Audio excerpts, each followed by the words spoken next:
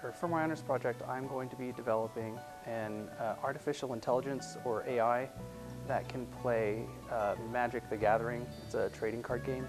And with this project, my AI is going to be using a artificial neural network, which is supposed to simulate how the brain actually works, but for a computer. And so I will be making an AI using that technology. I think the most interesting thing about Mason's project is I honestly don't know how it's going to turn out.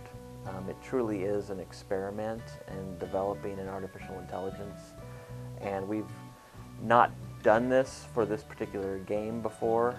I think other people have, and I've seen this technique applied to other games, but I'm as curious as he is to see if we can be successful at making something that plays a game, if not as well as a human, at least on par with maybe a beginner. The goal of my honors project is primarily just to teach me how artificial intelligence works, or at least one method of implementing an artificial intelligence, and specifically how artificial neural networks work.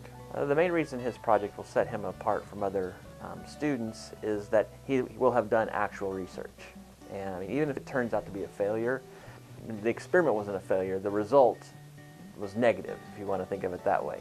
And as a result of this, whenever he has to apply for a job or when he needs letters of recommendation, I can very easily write down, write about the experiment, about the time that we spent working on this, thinking about this.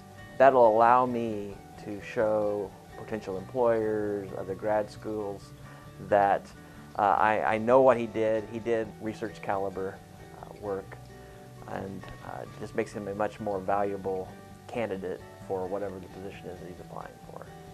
The honors program has enhanced my UE experience by making me strive to work a little harder in my classes and take some of the more difficult ones, whereas I would have taken some simpler ones otherwise.